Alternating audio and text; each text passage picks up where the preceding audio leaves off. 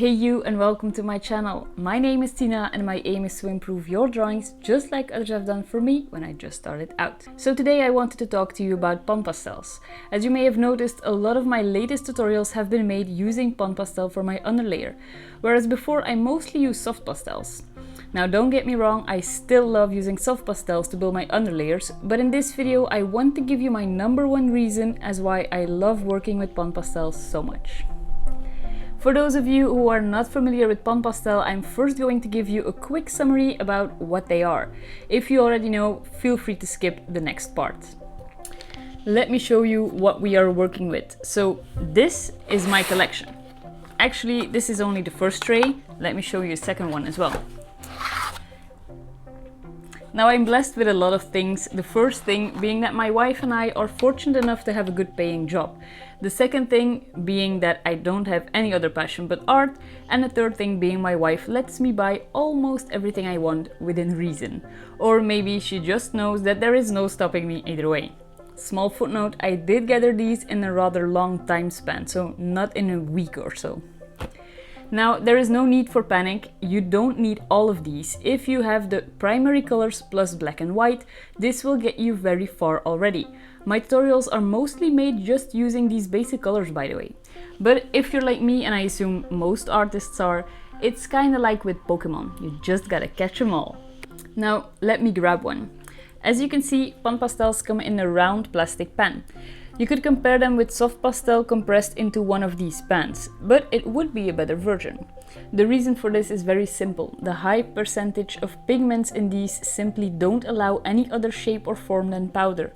As a result, on average, each pan contains 40% more pigment than a soft pastel stick like the ones from Unison. This will also yield into 4 or 5 times more coverage.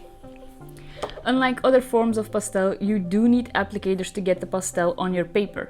And the way you apply them onto your paper is by using these soft tools like these ones. Now, in theory, you could swap these with, for example, makeup brushes, but I do find the soft tools the best way to apply the product.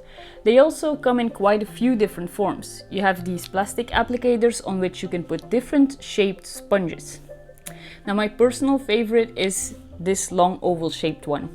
And you can just buy the refills for those.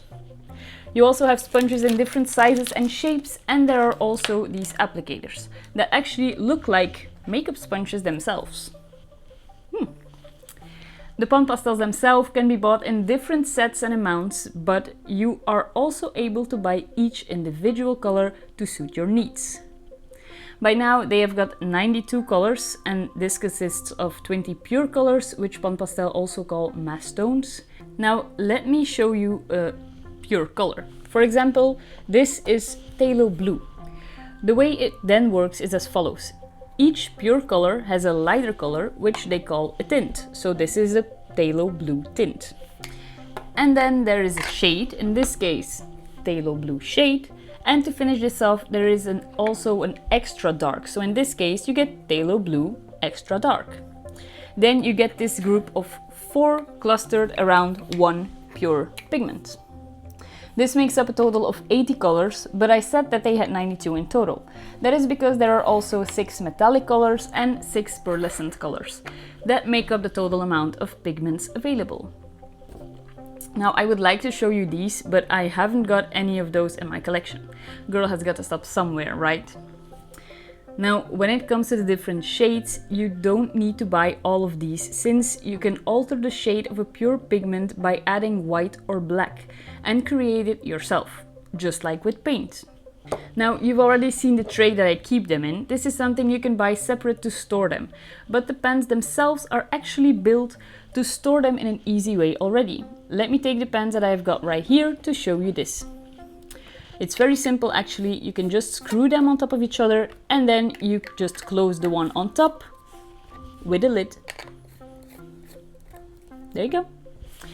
And this should cover the basics for you to know what PanPastels are. Now let's skip to the juicy part where I tell you my #1 reason for loving them. And that reason is PanPastel acts like paint. This is by far the biggest reason why I love them so much. When I take the soft pastels, like these for example, and I combine them on a sheet of paper, I will get one color on top of the other. Now we could use a technique like glazing to alter the color, but that is not what I am talking about right now. For example, I have this blue base color, and if I put yellow on top, this is the result, yellow on top. Let's switch this around, yellow as my base and add blue, blue on top. But for my personal experiment, let's take yellow and blue PanPastels and put these on the paper. The result is neither of the previous, since you are now looking at green. And this is where the biggest power of PanPastel lies. Just like with paint, you can mix your own colors, and that is why it's such a joy to play around with. Now that I've got green on the sheet of paper, which is just a regular sheet of printer paper, this is important by the way, and you'll see this in just a second. I'm going to take the applicator and transfer some of that pigment onto the pastel paper. Now I'm using pastel matte since this is my favorite, but you can use any pastel paper that you like. As you can see, I just applied the pigment onto this paper without a problem, and that's because my printer paper acts as my palette. So you can just blend the exact color that you like before transferring it onto your drawing. And even though PanPastels are quite pricey, this will actually be cheaper in the long run. If you like to work on larger drawings, getting in every layer with pencils will eat your pencil away. Using soft pastels will already be more efficient, but you will need a lot of different colors since mixing these isn't so easy without filling up the tooth of your paper. Like I said before, with some techniques you can work around this a bit, but I truly believe that PanPastels are the most money efficient way as well as the most time efficient way. In terms of money, you can keep the cost of the PanPastel as limited as the range I mentioned before.